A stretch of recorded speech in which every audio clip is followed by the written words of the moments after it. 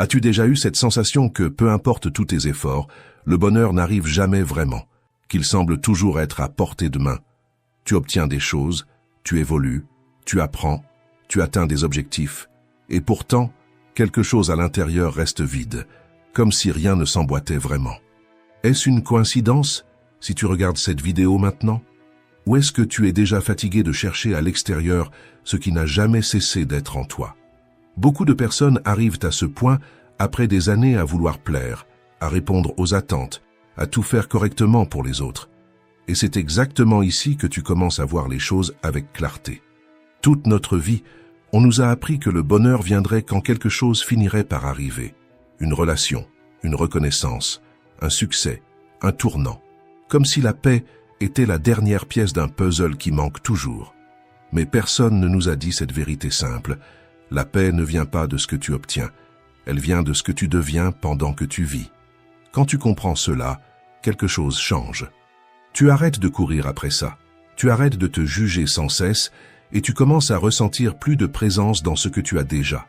Tu cesses d'utiliser les personnes, les relations ou les réussites comme des béquilles émotionnelles et tu commences à revenir vers toi-même. Ce n'est pas renoncer à tes désirs, c'est arrêter d'exiger que le monde comble un vide dont toi seul peux prendre soin. Beaucoup de relations s'usent à cause de cela. Beaucoup de carrières deviennent étouffantes pour cette raison, parce qu'on croit que la prochaine étape va, enfin, faire taire ce qui manque à l'intérieur. Les stoïciens avaient compris cela il y a 2000 ans. Épictète disait que celui qui dépend de l'extérieur pour se sentir bien vit fragile face à la vie. Marc Aurèle rappelait que la sérénité commence quand tu apprends à être bien avec toi-même. Avant de continuer, je veux te poser une question simple et honnête. Est-ce que tu te reconnais là-dedans? Si oui, écris dans les commentaires « Le bonheur est en moi ». Écris-le pour toi. Parfois, une phrase dite au bon moment ne change pas seulement une journée, elle change toute la direction d'une vie. Et c'est exactement ce qui peut commencer à se produire maintenant. Leçon 1. Nous avons appris à chercher un bonheur erroné. Depuis très tôt, on nous a appris que le bonheur se trouvait en dehors de nous, dans l'amour de quelqu'un, dans le travail idéal, dans l'argent, dans la reconnaissance. Comme si le bonheur était une ligne d'arrivée lointaine, toujours après le prochain virage, jamais exactement là où nous sommes. On a créé en nous l'impression que la paix serait toujours juste là, dans la prochaine conquête, dans la prochaine étape, dans le prochain quand. Quand tout irait bien, quand tout se réglerait, quand nous serions enfin prêts. Mais personne ne nous a prévenu que ce type de pensée nous condamne à une quête sans fin. Parce que chaque fois que tu atteins quelque chose, un autre objectif apparaît, un autre désir, une autre pression. C'est comme monter un escalier qui ne se termine jamais. Tu montes une marche en croyant que c'était la dernière, mais en levant les yeux, tu te rends compte qu'il y en a encore beaucoup d'autres. Ce qu'on ne nous a jamais expliqué, c'est que le bonheur n'est pas quelque chose que l'on poursuit. Il se cultive. Il n'apparaît pas quand le monde change, mais quand tu changes ta manière de regarder le monde. Les stoïciens l'avaient compris bien avant nous. Marc Aurèle, un empereur avec du pouvoir, de l'argent et du statut, a écrit « Le bonheur de ta vie dépend de la qualité de tes pensées. Il ne dépend pas de ce que tu obtiens, ni de qui est à tes côtés, mais de la manière dont tu interprètes ce qui arrive. Un homme qui possédait tout ce que le monde promet et qui, malgré cela, savait que rien de tout cela ne garantissait la paix intérieure. » Épictète, qui a vécu comme esclave, disait quelque chose d'encore plus direct. Ce ne sont pas les choses qui nous troublent, mais l'opinion que nous avons à leur sujet. Et c'est là que se trouve la clé. Ce n'est pas la vie qui nous fait souffrir, mais la manière dont nous choisissons de l'affronter. Deux hommes dans des situations opposées, arrivant à la même conclusion. Le bonheur ne vit pas dans les circonstances, il vit dans l'esprit. Si ton bonheur dépend de quelque chose d'extérieur, il sera fragile. S'il naît de l'intérieur, presque rien n'est capable de le faire tomber. C'est comme construire une maison sur le sable ou sur la roche. La tempête est la même. Ce qui change, c'est la base. Le monde moderne insiste pour nous pousser à la comparaison, à mesurer notre valeur par ce que nous avons, par ce que nous montrons, par ce que nous accumulons. Mais le stoïcisme nous rappelle quelque chose d'essentiel. Tu n'as pas besoin de plus de choses pour être heureux. Tu as besoin de moins de dépendance, moins de besoin d'approbation, moins de peur d'être avec toi-même, moins de bruit extérieur, plus d'espace intérieur. Quand tu apprends à trouver de la satisfaction dans tes propres pensées, dans ton propre rythme, dans ton propre silence, tu découvres quelque chose de libérateur. Il ne manque rien. C'est précisément de ce silence que beaucoup de gens fuient, parce qu'il révèle qui nous sommes quand nous n'essayons d'impressionner personne. Alors il reste une question sincère pour toi. Quelle part de ce que tu recherches aujourd'hui est vraiment nécessaire, et quelle part n'est qu'une tentative de combler un vide? Parce que, quand tu te rencontres enfin, tu comprends quelque chose de simple et de libérateur. Le bonheur n'a jamais été en retard, c'était toi qui le cherchais au mauvais endroit. Leçon 2. Ça, personne ne va te le donner. Il y a quelque chose que beaucoup de gens mettent du temps à comprendre. Une grande partie du mal-être naît d'une attente silencieuse.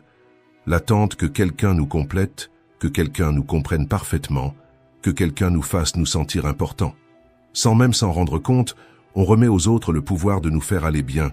On espère qu'une relation nous apporte de la sécurité, que les amis nous valident, que le monde nous reconnaisse. Mais ce transfert a un prix élevé, parce que tôt ou tard les gens échouent. Pas par méchanceté, mais parce qu'ils sont humains. Et quand cela arrive, on a l'impression que quelque chose nous a été arraché de l'intérieur, comme si l'on se vidait. Les stoïciens mettaient déjà en garde contre cela. Pour eux, la dépendance émotionnelle était un piège. Épictète disait « Celui qui cherche à l'extérieur de lui ce qu'il devrait trouver en lui-même sera esclave toute sa vie. » Et c'est exactement ce qui se passe. Personne ne peut te donner ce que toi-même tu refuses de t'offrir. Le problème n'est pas d'aimer, ce n'est pas de désirer la compagnie, ce n'est pas d'apprécier les gens. Le problème, c'est d'attendre qu'ils comblent des espaces que tu évites de regarder. Si tu ne te sens pas suffisant, la moindre critique pèse trop lourd. Si tu ne te traites pas avec respect, le moindre rejet ressemble à un gouffre. Si tu ne te donnes pas de valeur, l'absence de l'autre fait mal comme un abandon. C'est comme essayer de remplir un récipient percé. Peu importe ce que quelqu'un y verse, ce ne sera jamais assez. Les stoïciens proposaient une autre logique. Au lieu d'attendre, cultive. Au lieu d'exiger, construis. Apprends à te donner ce que tu cherches chez les autres. Pas pour devenir froid ou distant, mais pour créer un amour-propre si solide que ce qui vient de l'extérieur s'ajoute, sans jamais remplacer.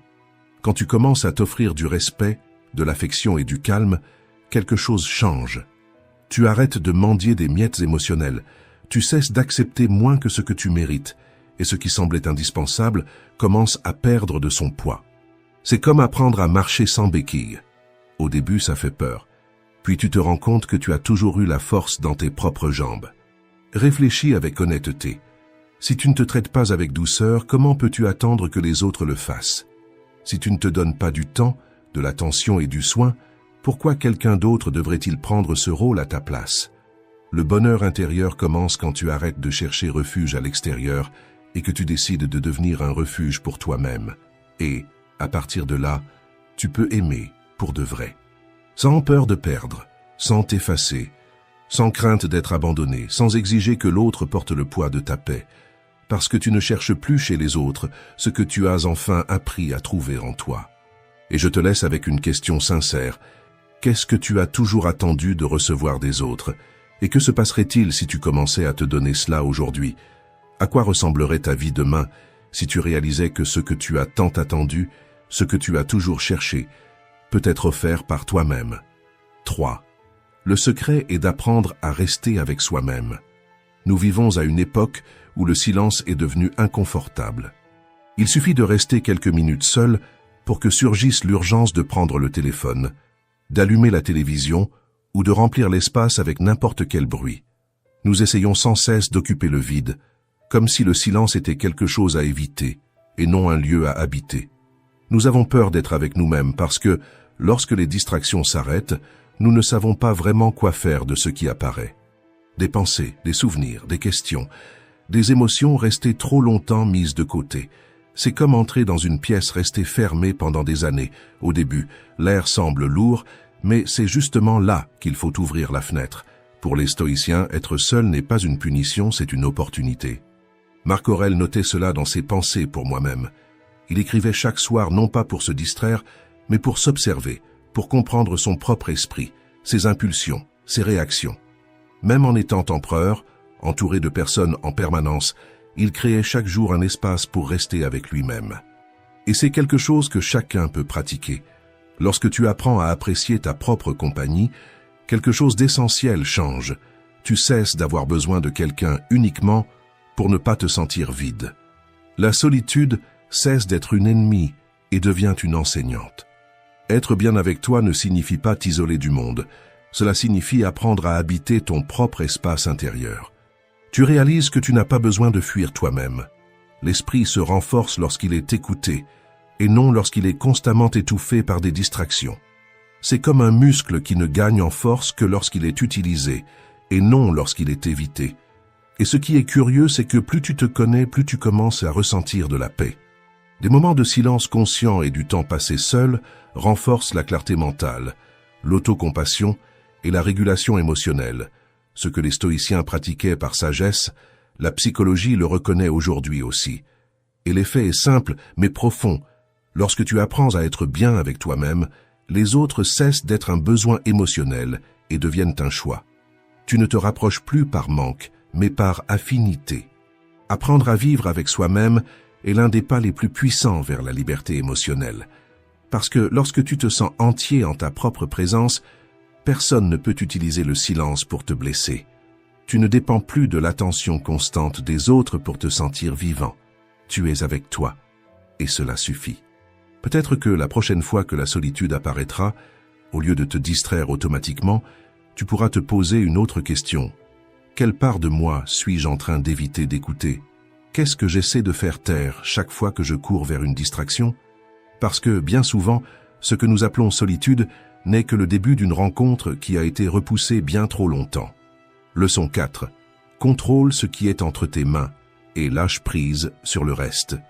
À un moment ou à un autre, nous portons tous cette croyance selon laquelle nous pouvons et que nous devons tout contrôler. Nous nous frustrons lorsque les gens n'agissent pas comme nous l'espérons, lorsque les plans ne fonctionnent pas, lorsque la vie ne répond pas comme nous le voudrions.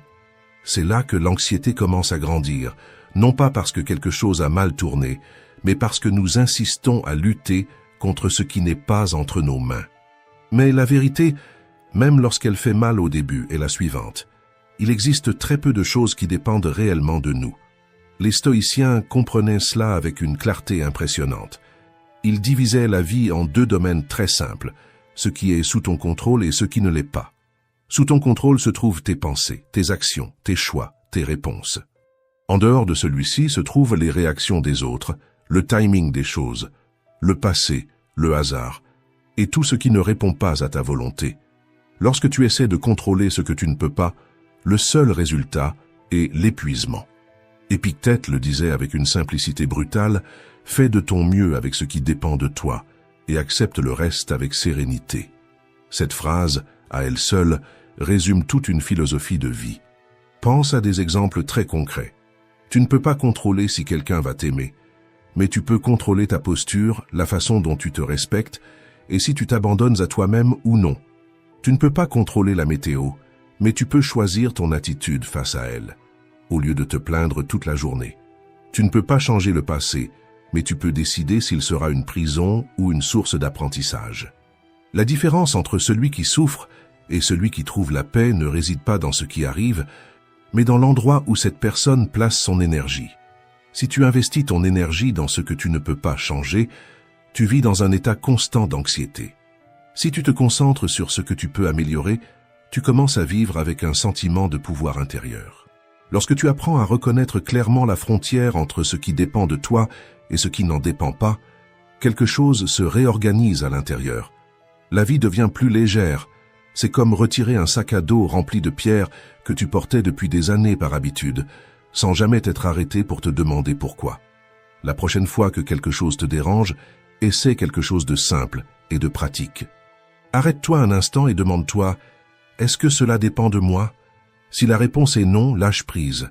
Non pas parce que tu t'en fiches, mais parce qu'insister ne fait que t'user. Si la réponse est oui, agis avec calme, fermeté et responsabilité. La véritable maîtrise intérieure n'est pas l'indifférence, c'est la sagesse. La sérénité ne vient pas du fait que tout fonctionne, elle vient du fait de savoir exactement ce qui mérite d'être contrôlé et ce qui mérite d'être lâché. Alors, je te laisse avec une réflexion honnête. Combien de choses qui te préoccupent aujourd'hui sont réellement sous ton contrôle? Et plus important encore, qu'est-ce qui changerait dans ta vie si, à partir d'aujourd'hui, tu commençais à te détacher de ce qui n'a jamais été entre tes mains? La 5e leçon. Tant que tu demandes pourquoi, tu souffres. Quand tu demandes pourquoi, tu grandis. Quand quelque chose de mauvais arrive, l'esprit réagit presque toujours de la même manière. Pourquoi moi? Pourquoi à moi? Qu'est-ce qui a mal tourné? Pourquoi ai-je perdu cela? Pourquoi maintenant? Cette succession de pourquoi semble logique, mais en pratique, elle n'éclaire rien, elle enferme. Cette question alimente encore davantage la souffrance, parce qu'elle nous maintient prisonniers de la plainte, du sentiment d'injustice, de l'idée de punition. Les stoïciens ont appris à regarder les problèmes depuis une autre perspective, non comme des punitions, mais comme des points de bascule.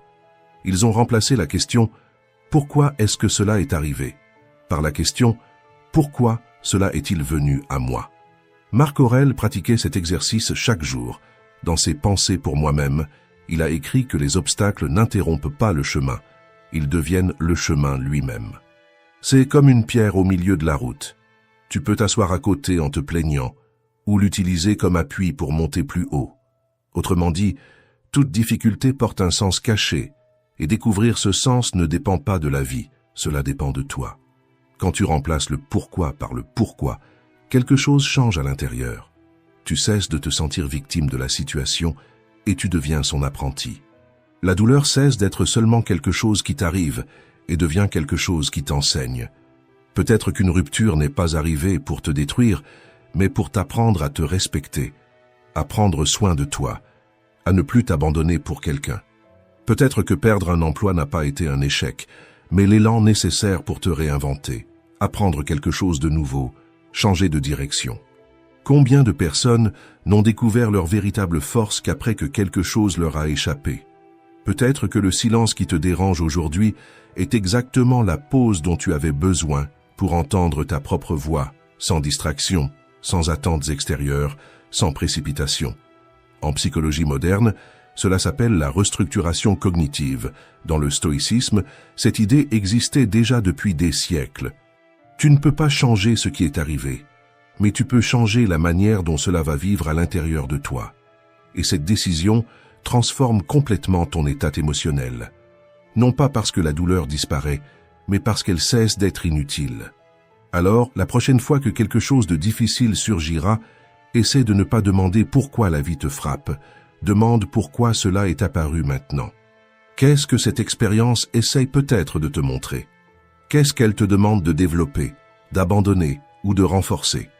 Au début, ce changement fait mal, parce que chercher le sens de la douleur exige de la maturité. Mais chaque fois que tu transformes une blessure en apprentissage, ton esprit se renforce et ton cœur devient plus serein.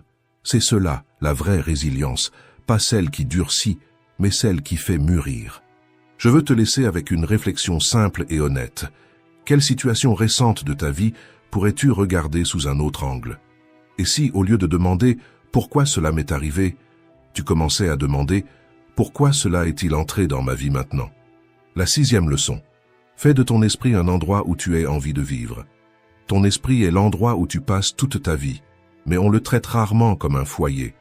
On le laisse se remplir de pensées négatives, de préoccupations inutiles et de comparaisons qui usent l'âme. C'est comme vivre dans une maison que personne ne nettoie, que personne ne range et où personne ne décide de ce qui entre. Avec le temps, tout devient lourd, étouffant, difficile à respirer. Nous vivons entourés de bruit, de distractions constantes, de messages qui renforcent l'idée que nous ne sommes jamais suffisants. Mais si ton bonheur dépend uniquement de ce qui se passe à l'extérieur, tu deviens prisonnier des circonstances. À l'inverse, lorsque tu apprends à prendre soin de ce qui se passe en toi, tu découvres une forme de paix qui ne dépend pas du décor extérieur. Sénèque disait que l'homme véritablement libre est celui qui dépend de lui-même pour être en paix. Et prendre soin de ton esprit n'est pas un acte d'égoïsme, c'est un acte de responsabilité. Parce que tout ce que tu penses influence ce que tu ressens, et tout ce que tu ressens finit par orienter la manière dont tu vis. Prendre soin de ton esprit, cela signifie sélectionner ce que tu autorises à entrer. De la même façon que tu fais attention à ce que tu manges pour ne pas rendre ton corps malade, Tu dois faire attention à ce que tu consommes avec tes sens pour ne pas tomber malade à l'intérieur. Quel type de contenu regardes-tu chaque jour? Quel type de conversation nourris-tu? Quelles pensées répètes-tu lorsque tu es seul? Si tout cela est fait de plaintes, de drames et de comparaisons, ton esprit devient un endroit sombre, bruyant et inconfortable. Mais si tu commences à cultiver plus de clarté, de gratitude, de calme et de concentration, ton état intérieur change presque sans que tu t'en rendes compte. Non pas parce que la vie est devenue plus facile, mais parce que tu es devenu plus organisé à l'intérieur. Les stoïciens pratiquaient la réflexion quotidienne comme une forme de nettoyage mental. Ils passaient en revue leurs pensées, leurs émotions et leurs attitudes, non pour se culpabiliser mais pour s'aligner. Ce n'est pas dans les grands moments que la paix se construit, mais dans les petites habitudes mentales que tu répètes chaque jour. Imagine un instant que ton esprit soit une pièce. Est-elle organisée ou encombrée de choses que tu n'utilises plus, des pensées anciennes, des histoires qui n'ont plus de sens, des peurs restées dans le passé? Il est peut-être temps d'ouvrir les fenêtres, de laisser entrer l'air frais et de permettre aux histoires qui ne te servent plus de sortir. Chaque pensée que tu choisis de garder est comme une graine. Certaines grandissent sous la forme de sérénité, d'autres sous la forme de tempête, et c'est à toi de décider ce que tu plantes. Parce que lorsque ton esprit devient un espace plus propre, tout le reste commence à s'aligner. Tes décisions deviennent plus claires, tes émotions plus stables, ta présence plus légère. Et je veux te laisser avec cette question finale. Si ton esprit était ta maison, aurais-tu envie d'y vivre, ou est-il déjà temps de commencer à redécorer à l'intérieur? La 7e leçon. Tu n'as pas besoin, tu choisis. Lorsque tu apprends à être en paix avec toi-même, quelque chose de beau se produit. Tu ne te sens plus incomplet, et justement pour cette raison, tu apprécies encore davantage la compagnie des autres. Tu cesses d'aimer à partir du manque, et tu commences à aimer à partir de l'abondance. Tu ne cherches plus l'affection pour combler un vide, mais pour partager ce qui existe déjà en toi. C'est comme quelqu'un qui allume sa propre lumière, il n'a pas besoin de la lumière de l'autre pour voir, mais il peut marcher à ses côtés, en éclairant le chemin en commun. C'est cela la liberté, l'une des formes les plus élevées de liberté. Les stoïciens n'ont jamais enseigné l'isolement, ils parlaient d'équilibre, aimer sans dépendre, aider sans se perdre, donner sans exiger de retour. Non pas parce que l'autre n'a pas d'importance, mais parce que tu ne lui transfères plus la responsabilité de ton bonheur. Lorsque tu vas bien avec toi-même, les personnes cessent d'être un refuge et deviennent un choix. Les relations deviennent alors plus sincères, plus légères, plus vraies. Elles ne sont pas basées sur le manque, la peur ou le besoin, mais sur la présence. Sénèque disait que le sage est autosuffisant, et pourtant il cherche des amis, non pour combler un manque, mais pour pratiquer sa vertu, sa générosité, son humanité. Il ne s'agit pas de se fermer à soi-même, mais de se relier aux autres à partir de la liberté, et non du besoin. Lorsque tu es bien avec toi-même, tu ne demandes pas de l'amour, tu l'offres. Tu n'exiges pas de compréhension, tu partages. Tu ne mendies pas la validation, tu exprimes qui tu es. Ce que tu cherchais autrefois avec désespoir commence à couler sans effort. Et ici, il est important de clarifier une chose. L'indépendance émotionnelle n'isole pas, elle libère. Elle te libère du poids de dépendre, et elle libère l'autre du fardeau de devoir te compléter. La connexion s'améliore parce que tu n'attends plus que quelqu'un te sauve. Tu marches simplement à côté, tu partages le chemin. Le véritable bonheur intérieur ne t'éloigne pas des gens. Il te rapproche d'une autre manière, avec plus de calme, plus de gratitude, plus d'authenticité. Tu commences à comprendre que chaque personne qui croise ton chemin est un miroir, un apprentissage, et non une solution. Cela a toujours été l'objectif du stoïcisme, vivre à partir de la plénitude et non du besoin. C'est pourquoi je te laisse avec une dernière réflexion, simple et honnête. À quoi ressembleraient tes relations si, au lieu de chercher quelqu'un qui te rende heureux, tu choisissais de partager le bonheur qui existe déjà en toi? Cela existe déjà là. La question est, y as-tu déjà accès? Leçon 8. Le monde change quand ton esprit change. Les stoïciens avaient compris quelque chose, que la psychologie moderne et même la physique contemporaine ne font que redécouvrir aujourd'hui. La manière dont tu perçois le monde détermine le monde que tu expérimentes. Ce n'est pas de la magie, C'est une question de perception. Si ton esprit est en chaos, tout autour de toi paraît confus, lourd, difficile à gérer. Mais lorsque, à l'intérieur de toi, il y a plus d'ordre, de sérénité et de sens, les mêmes problèmes continuent d'exister, mais ils ne semblent plus insurmontables. C'est comme ranger une pièce en désordre. Les objets sont les mêmes, mais l'espace change complètement. La vie ne change pas, parce que les circonstances changent. Les circonstances changent parce que tu modifies ta façon de te relier à elles. C'est exactement le principe que Marc Aurèle répétait dans ses écrits personnels. La vie d'un homme est ce que ses pensées en font. Si tu remplis ton esprit de plainte, de comparaison et de résistance, tout devient un obstacle.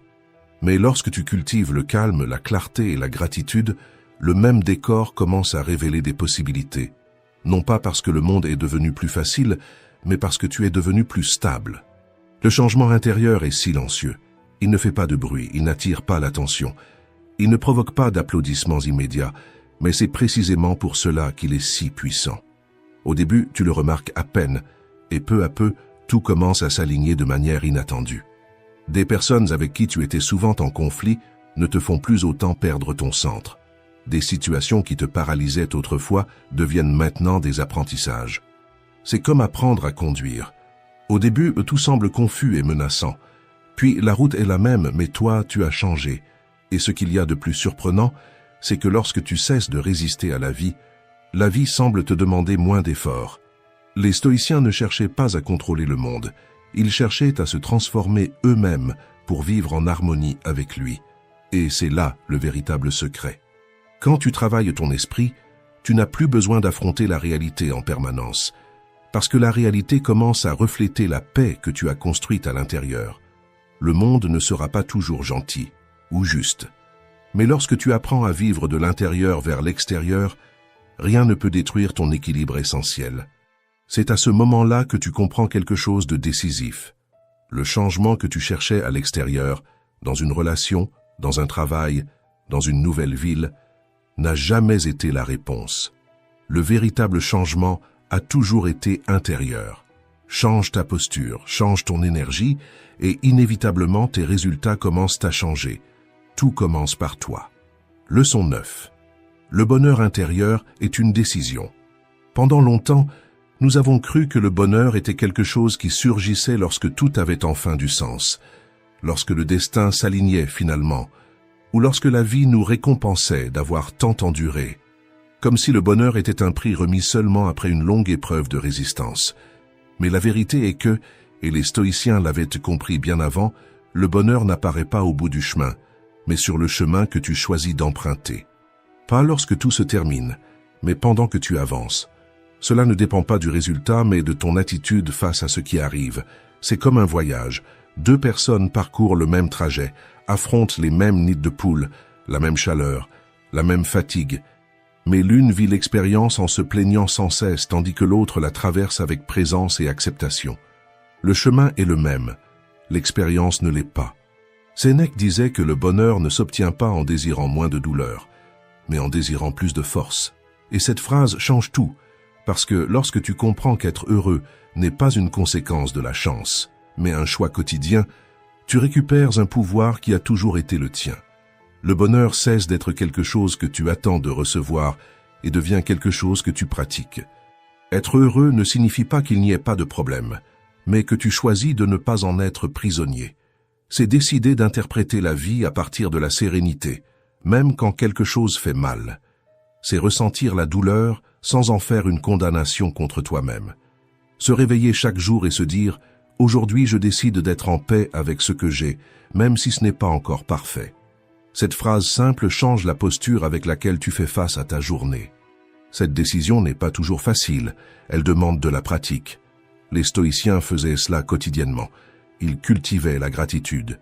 Ils passaient en revue mentalement les défis possibles de la journée et choisissaient de rester calmes, quoi qu'il arrive. Non pas parce qu'ils attendaient une journée parfaite, mais parce qu'ils voulaient être prêts pour une journée réelle. Les études sur la neuroplasticité montrent qu'entraîner l'esprit à des pensées de gratitude et d'acceptation modifie littéralement la structure du cerveau. Autrement dit, le bonheur intérieur n'est pas un don, c'est un entraînement. Plus qu'une émotion passagère, le bonheur est une habitude silencieuse, construite dans les petites décisions quotidiennes. C'est pourquoi n'attends pas que les circonstances t'autorisent à te sentir bien. Tu n'as pas besoin que tout soit sous contrôle, ni que quelqu'un vienne te compléter, comme si la vie n'avait de sens que lorsqu'elle était parfaite. Attendre cela, c'est remettre ta propre vie à plus tard. Le bonheur commence au moment où tu décides d'arrêter de lutter contre ce que tu ne peux pas changer et de commencer à apprécier ce qui est déjà présent. Tes mains, ton corps, ta respiration, le simple fait d'être encore là, en train de vivre, d'apprendre, de traverser. Voilà la véritable liberté. Ne dépendre de rien d'extérieur pour se sentir accompli. Ne pas mettre sa paix sous condition. Et je veux te laisser avec une dernière question, simple et directe. Combien de fois as-tu reporté ton bonheur en attendant que quelque chose change? Et que se passerait-il si tu choisissais d'être heureux aujourd'hui, exactement avec ce que tu as maintenant? Avez-vous déjà eu la sensation que trop penser vous empêche de mieux vivre? Vous analysez tout, vous anticipez des scénarios, vous revenez sans cesse aux mêmes idées et vous n'avancez pas. Plus vous bloquez, plus vous vous sentez mal. L'esprit s'accélère, le corps se fatigue, et la journée devient un cycle qui se répète et vous maintient exactement au même endroit. De l'extérieur, personne ne s'en rend compte. Vous continuez à parler, à travailler, à répondre. Mais à l'intérieur, vous êtes en débat permanent avec votre propre tête, à essayer de vous calmer, à essayer de vous convaincre, à essayer de comprendre ce que vous ressentez. Quand l'anxiété prend le contrôle, vous ne décidez plus avec clarté. Vous réagissez pour sortir de la panique. C'est là que la peur commence à commander à la place de la raison. Vous ne choisissez pas ce qui est juste. Vous choisissez ce qui fait le moins mal à cet instant. Les stoïciens étaient très clairs là-dessus. Un esprit agité n'est pas un esprit plus conscient. C'est un esprit hors de contrôle. Il déforme la réalité, exagère les risques, crée des urgences qui n'existent pas et vous pousse à réagir à ce qui pourrait mal tourner, pas à ce qui se passe maintenant. C'est pour cela que l'entraînement n'a jamais été d'éliminer les émotions. C'est impossible. L'entraînement a toujours été autre chose. Ressentir sans obéir, penser sans se perdre, remettre la raison aux commandes même quand l'émotionnel tente d'imposer ses règles. Le tournant commence quand vous comprenez quelque chose de simple. Ce n'est pas la vie qui est hors de contrôle, c'est votre attention. Tant qu'elle reste prisonnière de l'anxiété, vous continuerez à beaucoup penser et à peu agir. Mais quand vous apprenez à faire une pause, à reconnaître ce que vous ressentez et à choisir votre réponse avec clarté, le cycle commence à se briser. Vous n'avez pas besoin de penser davantage. Trop penser est déjà ce qui vous a amené jusqu'ici. Ce qui change maintenant, c'est la manière dont vous vous positionnez face à vos pensées et non face à vos émotions. C'est le début de la maîtrise intérieure. Ce n'est pas faire taire les émotions, c'est décider qui conduit quand elles apparaissent. Quand l'esprit s'accélère et que l'anxiété met la pression, vous ne réagissez pas sous l'impulsion. Vous observez, vous choisissez et vous répondez. C'est ainsi que la raison reprend les commandes. Ce n'est qu'à partir de là que les principes stoïciens cessent d'être de la théorie et commencent à fonctionner. Et pour marquer cela de manière simple, écrivez dans les commentaires un seul mot, contrôle. Écrivez-le pour transformer une intention vague en un engagement explicite. Maintenant, passons au premier principe. Numéro 1. La vie n'est pas une compétition. Il existe une erreur silencieuse qui détruit plus de personnes que n'importe quel échec extérieur, la comparaison constante. Ce n'est pas quelque chose qui se passe à l'extérieur de toi, c'est quelque chose qui se passe à l'intérieur de ton esprit, tout le temps, presque sans que tu t'en rendes compte. Tu te réveilles, tu regardes ta propre vie, et avant même de commencer ta journée, tu te sens déjà en retard. Quelqu'un va mieux, quelqu'un est allé plus vite, quelqu'un semble plus accompli, plus confiant, plus stable. Et soudain, ton esprit commence à travailler contre toi. La comparaison permanente n'est pas un problème de réalité, c'est un problème d'interprétation. Tu ne vis pas la vie de l'autre, mais tu te juges comme si tu étais dans sa course. Et personne ne peut te trahir, te blesser ou t'étouffer autant que ton propre esprit, quand tu n'apprends pas à le gérer. Tu peux avoir des ennemis à l'extérieur, tu peux avoir des personnes qui te déçoivent, qui échouent avec toi, qui te frustrent, même des personnes qui te provoquent en permanence.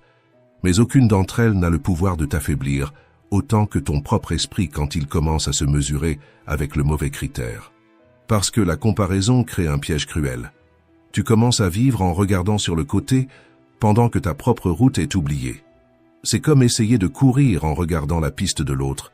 Tu trébuches, non pas parce que tu es incapable, mais parce que ton attention est au mauvais endroit. L'esprit anxieux fait exactement cela. Il ne te demande pas où tu étais hier. Il ne prend pas en compte ce que tu as surmonté. Il ignore ton contexte, ton histoire, tes batailles intérieures. Il répète seulement « tu devrais être plus loin ». Et cette phrase, répétée chaque jour, crée de la culpabilité, de la précipitation et de l'auto-sabotage. Tu commences à agir non pas à partir de la clarté, mais à partir de la comparaison. Tu ne choisis pas ce qui a du sens pour toi, tu choisis ce qui semble prouver ta valeur aux autres. Épictète avertissait de cela de manière directe. Si tu veux être invincible, ne te compare à personne d'autre qu'à toi-même. Cette phrase est un code de sagesse, parce qu'au moment où tu te mesures au regard des autres, tu remets ta paix entre leurs mains. La comparaison ne te motive pas, elle te fragmente. Elle te fait douter de toi, précipiter les processus, accepter moins que ce que tu mérites ou abandonner avant d'avoir mûri. Et c'est ici qu'arrive le tournant qui change tout. L'anxiété ne naît pas d'un manque de capacité, elle naît d'un excès de comparaison. Tu n'es pas en retard, tu es hors de ton propre rythme. Quand tu comprends cela, quelque chose commence à se réorganiser à l'intérieur. L'esprit ralentit, le corps se détend et tu arrêtes de lutter contre ton propre parcours. L'antidote n'est pas de t'isoler du monde, c'est de changer le critère. Remplacer la question « comment je vais par rapport aux autres ?» par « comment je vais par rapport à la personne que j'étais ?» Cela rend le pouvoir, cela rend la direction, cela rend le calme. Aujourd'hui, fais un accord simple avec toi-même. Ne compare pas les coulisses avec la scène. Ne compare pas le processus avec le résultat. Ne compare pas ta phase difficile avec le meilleur moment de quelqu'un.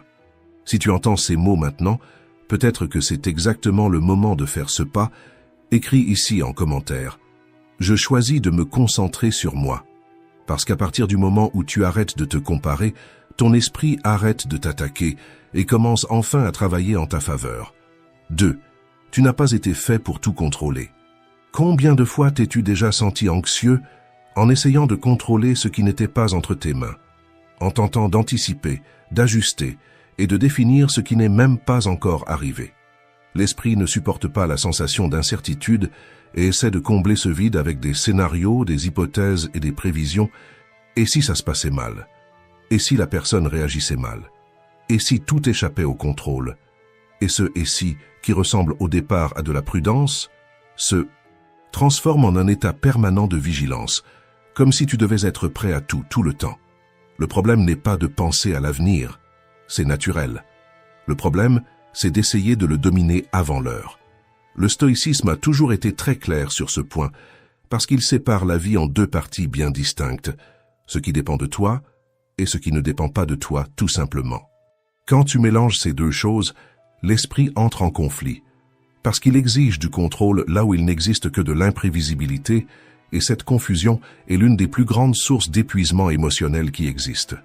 Tu peux te préparer, tu peux te positionner, tu peux agir avec intention, tu peux choisir tes attitudes, mais tu ne peux pas contrôler la réaction des autres, le timing des choses, le déroulement exact des événements, ni la manière dont le monde va répondre à tes choix. Et quand tu essaies de contrôler ce territoire qui ne t'appartient pas, l'esprit passe en alerte permanente, comme quelqu'un qui essaie de retenir l'eau avec ses mains. Plus il serre, plus elle s'échappe, et plus elle s'échappe, plus il force, jusqu'à finir fatigué et frustré. L'anxiété, c'est ça, de l'énergie dépensée à tenter de contenir ce qui ne se laisse pas contenir. Le tournant commence quand tu comprends quelque chose de simple, mais de profond. Le contrôle n'est pas le pouvoir sur tout. Le contrôle, c'est savoir où investir ton énergie. Épictète l'enseignait avec clarté. Pour lui, la sérénité ne venait pas du fait de dominer le monde, mais de dominer sa propre réponse au monde, parce que c'est là que se trouve ton véritable champ d'action. Quand tu lâches ce que tu ne contrôles pas, tu ne perds pas de force, tu la récupères. Toute l'énergie qui était dispersée à essayer de prévoir l'imprévisible revient vers ce qui transforme réellement. Ton attitude, ton effort, ta préparation, ton caractère, ta manière de réagir à ce qui se présente devant toi. Et quand cela se produit, quelque chose se réorganise à l'intérieur. L'esprit ralentit parce qu'il n'a plus besoin de tout surveiller. Le corps se détend parce qu'il n'est plus en mode de menace constante. La vie cesse d'être un champ de bataille et redevient un chemin. Accepter, ce n'est pas baisser les bras. C'est arrêter de se battre contre la réalité. C'est comprendre que tenter de contrôler le climat, la santé, le comportement des autres ou le rythme de la vie ne te rend pas plus en sécurité, seulement plus fatigué. Et Marc Aurèle rappelait que la tranquillité naît quand tu diriges ta force uniquement vers ce qui dépend de toi, en accueillant le reste avec fermeté, pas avec résistance. Dans la pratique, cela commence de manière simple et concrète. Quand une situation stressante surgit, avant de réagir, fais une pause courte et honnête et demande-toi « Qu'est-ce qui dépend de moi ici ?» et « Qu'est-ce qui n'en dépend pas ?» Ce qui n'en dépend pas, tu le lâches. Ce qui en dépend, tu l'assumes. Rien que cette distinction rend déjà de la clarté, parce que tu arrêtes de lutter contre le monde, et tu commences à travailler avec ce que tu peux réellement diriger. Accepter ce que tu ne contrôles pas ne te diminue pas, ça te renforce. Ça te rend le focus, l'énergie et la présence, parce que quand tu arrêtes d'essayer de retenir la rivière, elle cesse de t'emporter et tu apprends à la traverser en choisissant où poser le pied. Et c'est ainsi que l'esprit s'apaise, non pas parce que tout s'est résolu, mais parce que tu as enfin cessé de gaspiller ta force là où elle n'a jamais eu d'effet, et que tu as commencé à l'investir exactement là où elle change tout. 3. Avant d'abandonner, fais le premier pas. Beaucoup d'abandons ne se produisent pas dans le monde réel. Ils se produisent avant, dans le langage que tu utilises à l'intérieur de ta propre tête. Tu n'as même pas essayé, mais tu as déjà décidé que ça n'allait pas marcher. Si je ne suis pas pris, j'abandonne. Je ne vais même pas postuler parce que je ne suis probablement pas le bon profil. Si ça ne fonctionne pas du premier coup, c'est que ce n'est pas pour moi. Observe le mouvement. Tu es déjà en train de vivre la sensation de l'échec comme si elle était certaine. L'esprit crée un scénario extrême, transforme la tentative en jugement, et pour éviter la sensation de se sentir petit, il choisit de ne pas agir, sauf que ce n'est pas un manque de capacité. C'est une intolérance au commencement. C'est comme quelqu'un qui refuse d'entrer dans l'eau parce qu'elle est froide. Ce n'est pas que la personne ne sait pas nager, c'est qu'elle ne veut pas passer par les premières secondes, et ces secondes deviennent une barrière imaginaire, alors qu'en réalité, elles ne sont que la porte d'entrée. Parce qu'une fois que tu entres, le corps s'adapte, la respiration se règle, et ce qui semblait impossible devient normal. Mais celui qui recule devant le froid ne découvre jamais cela. L'esprit anxieux fonctionne ainsi, il survalorise le début difficile et sous-estime complètement l'adaptation. Alors il crée des règles rigides pour se sentir en contrôle. Si ce n'est pas sûr, ça ne vaut pas la peine. Si ce n'est pas garanti, mieux vaut ne pas y aller. Si ce n'est pas parfait, c'est un échec. Sauf que ces règles ne te protègent pas. Elles te rétrécissent. Elles n'évitent pas la douleur. Elles évitent la croissance. Le stoïcisme n'a jamais été une philosophie pour éviter le frottement. C'est une philosophie pour ne pas être gouverné par lui. Marc Aurèle n'a pas écrit pour te convaincre d'être invincible. Il a écrit pour te rappeler que la vie réelle exige un mouvement conscient. Même avec le cœur qui s'accélère, même avec la main qui tremble un peu. Et c'est pour cela que le virage pratique ici n'est pas de devenir courageux, mais d'arrêter d'utiliser la peur comme juge, parce que la peur est un avertissement, pas une sentence. Et quand tu remplaces la pensée « tout ou rien » par une lecture plus honnête, le jeu change.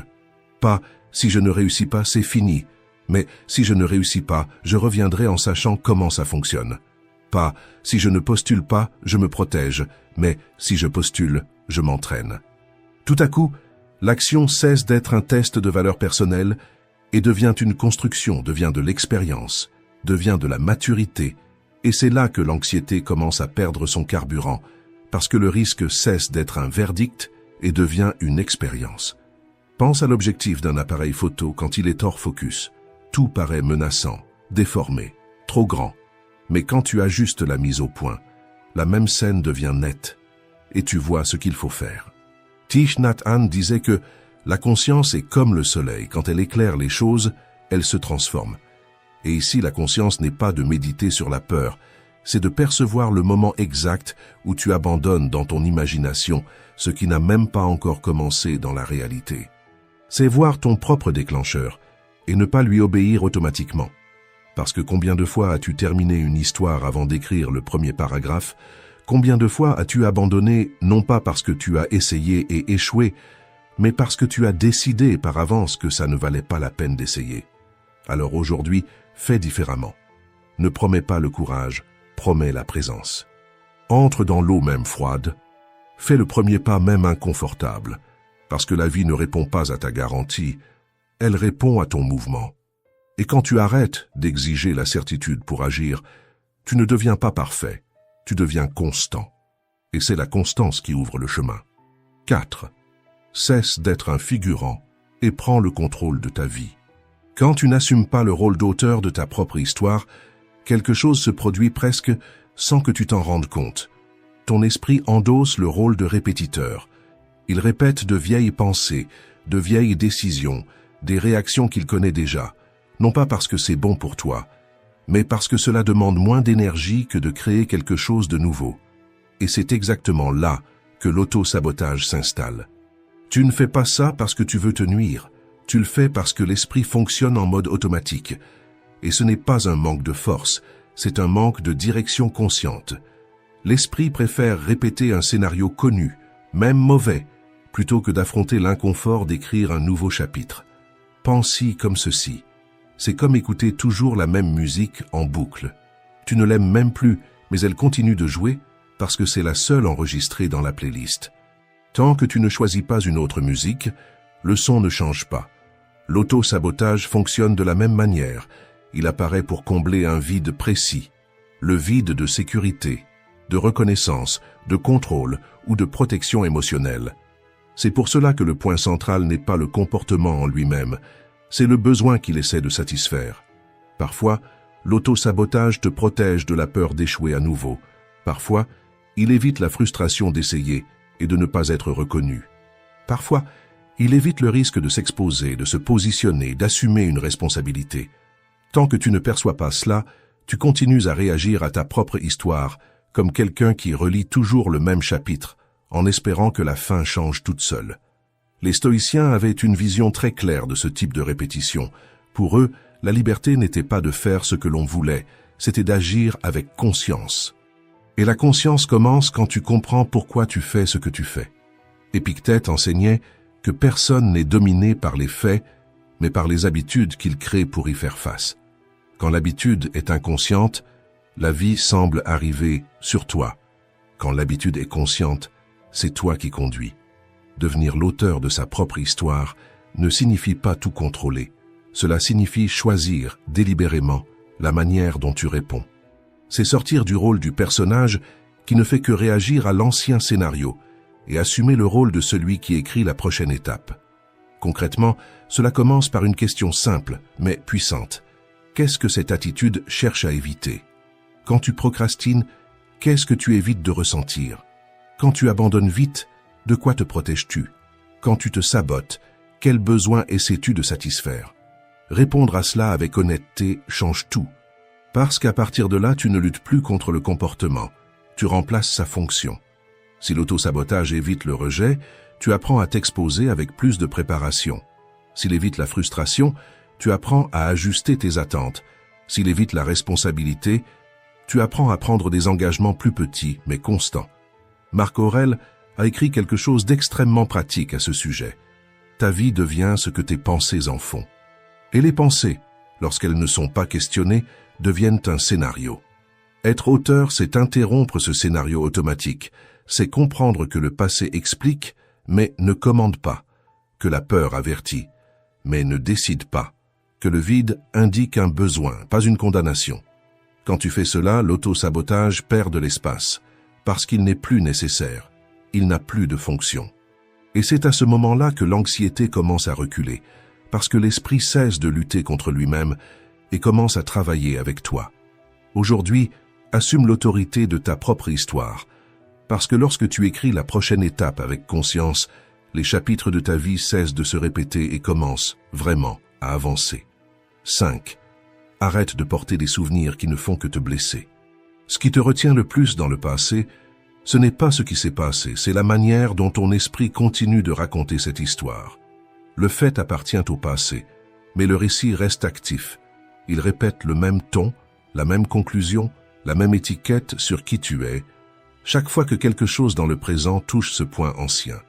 Tu ne revis pas la douleur parce qu'elle existe encore, tu la revis parce que, sans t'en rendre compte, tu relis le même scénario intérieur chaque fois que ce souvenir est activé. La même phrase, la même interprétation, la même identité sans cesse réaffirmée. L'esprit anxieux fait cela avec une précision chirurgicale. Il prend un épisode difficile et le transforme en définition personnelle. Cela cesse d'être « quelque chose qui m'est arrivé » et devient « cela explique qui je suis ». Et c'est exactement là que l'auto-sabotage naît. Non pas parce que tu serais brisé, mais parce que tu essaies de vivre le présent en utilisant une carte dessinée dans le passé. Épictète avertissait de cela de façon directe lorsqu'il disait que « ce ne sont pas les faits qui nous troublent, mais le jugement que nous portons sur eux. Le fait est terminé, le jugement continue d'opérer. Chaque fois que tu te dis intérieurement « je suis comme ça à cause de ce que j'ai vécu », tu figes le temps. Tu empêches cette expérience d'accomplir le seul rôle qui pourrait la rendre utile, t'enseigner, puis rester derrière toi. Il existe une différence profonde entre se souvenir et se définir. Se souvenir est une conscience. Se définir est une prison. Un esprit qui n'apprend pas à réécrire des souvenirs douloureux vit comme quelqu'un qui relit sans cesse le même chapitre en attendant une fin différente, sans se rendre compte que le problème n'est pas dans le chapitre, mais dans l'endroit où le livre reste ouvert. Pense à une fenêtre embuée, tu regardes dehors et tout semble déformé, lourd, menaçant. Mais le monde n'a pas changé. Ce qui a changé, c'est la vitre. Quand tu nettoies la fenêtre, le paysage est le même, mais la lecture change complètement. Réécrire les souvenirs fonctionne ainsi. Guérir, ce n'est pas effacer ce qui s'est passé, c'est changer le point d'observation. C'est arrêter de regarder le passé comme une sentence et commencer à le voir comme un processus. C'est pour cela qu'une phrase résume bien cela. Prend tout son sens lorsqu'on la comprend en profondeur. Au lieu de dire « je suis endommagé », dis « je suis en train de guérir ». Au lieu de « je suis brisé », dis « je suis en train de me redécouvrir ». Ce n'est pas de la pensée positive creuse, c'est un repositionnement intérieur.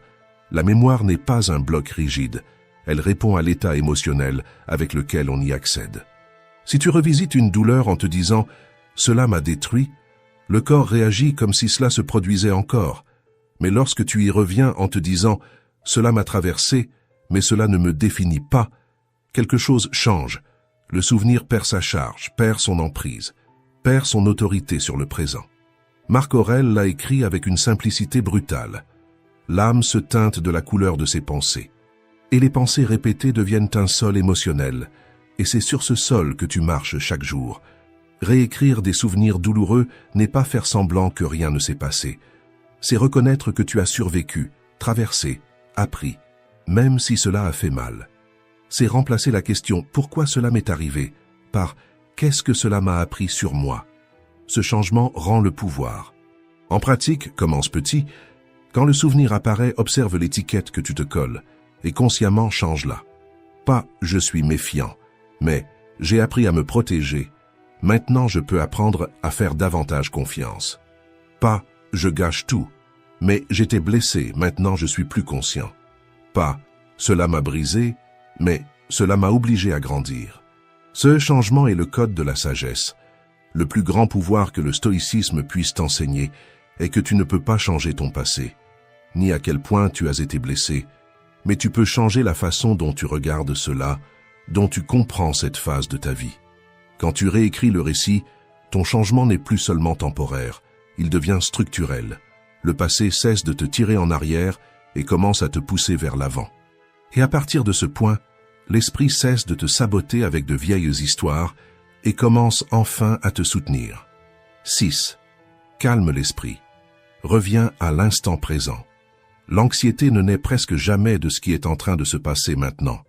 Elle naît lorsque ton esprit abandonne le présent et commence à vivre quelques minutes, quelques jours ou quelques scénarios en avance.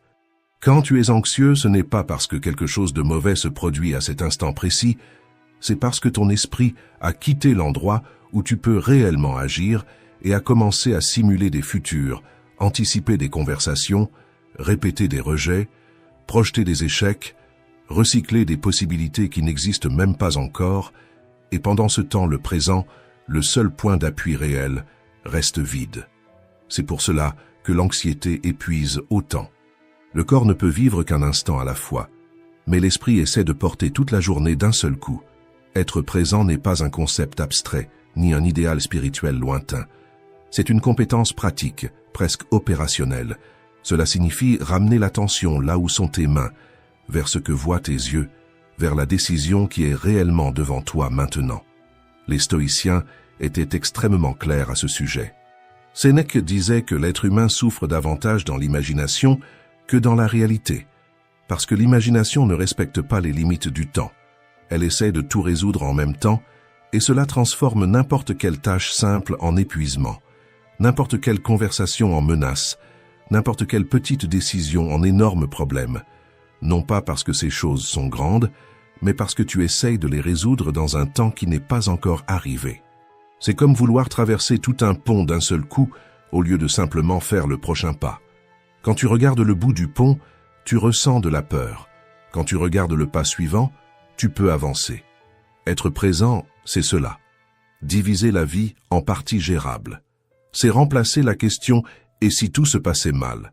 par « qu'est-ce qui est devant moi maintenant ?» Cet échange paraît simple, mais il change complètement la qualité de ton énergie. L'esprit anxieux déteste le présent parce que le présent ne nourrit pas les catastrophes. Dans l'instant, presque toujours, tu es en sécurité, tu respires, tu es capable. C'est pour cela que la présence réduit l'auto-sabotage. Quand tu es ici, il ne reste plus de place pour des histoires exagérées, ni pour des jugements anticipés. Et dans la pratique, la présence n'exige ni rituels complexes, ni changements radicaux. Elle commence par de petits retours. Avant de répondre à un message difficile, arrête-toi et relis. Avant de prendre une décision impulsive, observe le corps et la respiration. Avant de te juger trop durement, regarde ce qui a déjà été fait aujourd'hui, pas tout ce qu'il reste encore à faire. Ces petits ajustements réorganisent l'esprit. Ils te sortent du futur imaginaire et te ramènent au seul endroit où le choix existe. Thich Nhat Hanh disait que la conscience transforme tout ce qu'elle touche, et ce n'est pas de la poésie, c'est de la pratique. Quand tu amènes l'attention dans l'instant, la tension diminue, le rythme ralentit, et les décisions deviennent plus claires. Être présent ne résout pas tous les problèmes de la vie, mais cela empêche que tu crées des problèmes qui n'existent pas encore. C'est ainsi que le calme cesse d'être une belle idée et devient une posture concrète face à la journée. Alors, quand tu remarques que l'esprit s'accélère, qu'il commence à anticiper, à dramatiser ou à se perdre dans des scénarios, fais quelque chose de simple et de ferme. Reviens à ce qui est entre tes mains maintenant. Parce que lorsque tu apprends à rester présent, l'anxiété perd de l'espace et ton esprit recommence à travailler en ta faveur. 7. Prends le commandement de tes choix. Il existe un moment, juste avant toute décision, où l'anxiété a l'habitude de s'infiltrer. Pas en faisant du bruit, mais en créant de l'urgence, de la précipitation, en installant la sensation que tu dois choisir vite, régler vite, sortir vite de cet inconfort. Décider avec clarté et décider sous l'effet de l'anxiété sont deux choses complètement différentes. L'anxiété ne décide pas ce qui est le mieux, elle décide ce qui fait le moins mal maintenant. C'est pour cela que tu repousses des conversations importantes, que tu acceptes moins que ce que tu mérites, que tu restes dans des situations dont tu sais déjà qu'elles n'ont plus de sens, que tu changes de plan en cours de route, que tu abandonnes trop tôt. Pas parce que tu as analysé avec lucidité, mais parce que tu avais besoin d'arrêter de sentir cette oppression dans la poitrine, à cet instant précis. C'est une décision anesthésiante. Elle fonctionne comme un médicament qui enlève la douleur rapidement, mais ne traite pas la cause.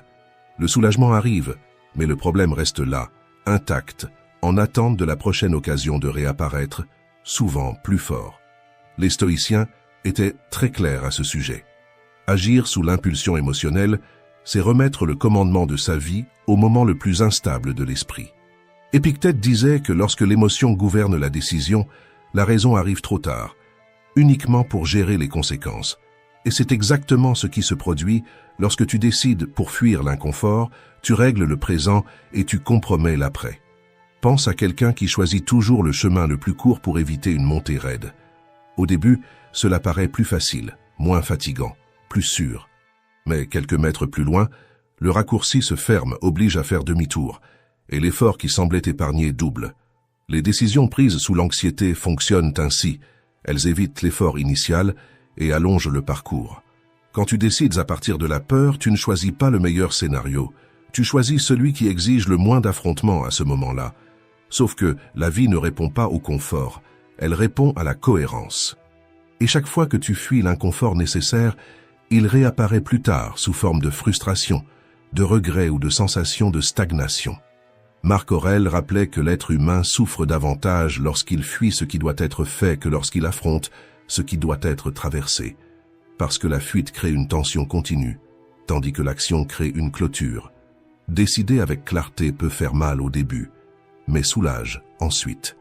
Décider pour fuir soulage au début, mais fait payer ensuite. Le basculement se produit lorsque tu apprends à te poser une question simple avant de décider: ce choix naît-il de la clarté ou du besoin d'arrêter de ressentir l'inconfort, maintenant? S'il naît de la clarté, avance même avec la peur. S'il naît de la fuite, fais une pause, parce que tu es probablement sur le point de répéter un ancien schéma. La décision consciente n'est pas l'absence d'émotion, c'est ne pas permettre à l'émotion de prendre le volant. C'est ressentir la peur et choisir quand même ce qui construit. C'est ressentir l'insécurité et se positionner malgré tout. C'est avoir envie d'éviter et traverser quand même. Quand tu commences à décider depuis cet endroit, quelque chose change profondément. L'anxiété continue d'apparaître, mais elle perd de sa force, parce qu'elle comprend qu'elle ne commande plus. Tes choix cessent d'être des réactions et deviennent une direction.